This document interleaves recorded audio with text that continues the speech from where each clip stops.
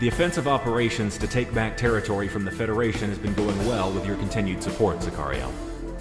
Your air support up and down the front has been integral in demoralizing and outright destroying enemy air superiority. All this, however, has forced the Federation to respond in overwhelming force. Our intelligence has obtained a crucial piece of information on the deployment of the Federation's main airship fleet, Task Force 1. Task Force 1's deployment to Cascadia would be overwhelming and costly to the Independence Force. A direct confrontation would be nothing less than a disaster. Thankfully for us, they're not yet in the country and are on the last leg of their journey. In the Pacific, the Kingdom of Sawaki is an associate nation of the Federation, much like how Cascadia was before the war. Their islands are rich in natural resources and therefore an economic hub in the middle of the Pacific. Because of this, the main Federation harbor for airships on this side of the globe rests there. The plan is this. Sicario will lead an air assault of mercenaries in, taking out the airship fleet while they're in port. We're devoting every single aerial tanker we have in order for you to reach out there. Hitman team, you'll be on point with Sicario.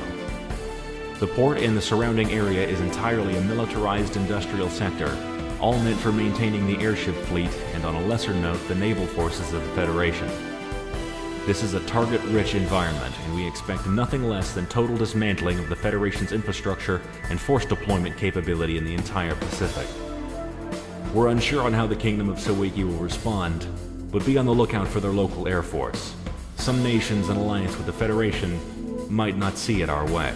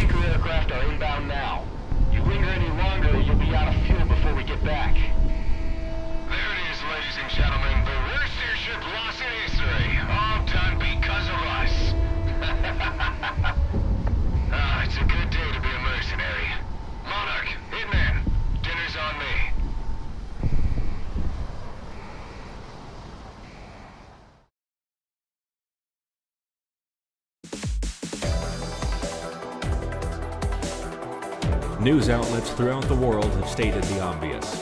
Task Force 1 has been crippled in port. Lone airships remain in the region, but none with the combat experience or firepower as the Federation's main pride. Defensive positions held by the Federation banking on their arrival have quickly folded, and the snowball effect has begun. The war is going our way, thanks to you. The Kingdom of Sawaki has kept quiet regarding this, but collateral damage to their own facilities were kept to a minimum. What damage they did sustain, they blamed the Federation for not maintaining a proper defense, despite what the Sawaki people have offered them. No matter the cost, however, this is a massive blow to the Federation that they can't possibly recover from.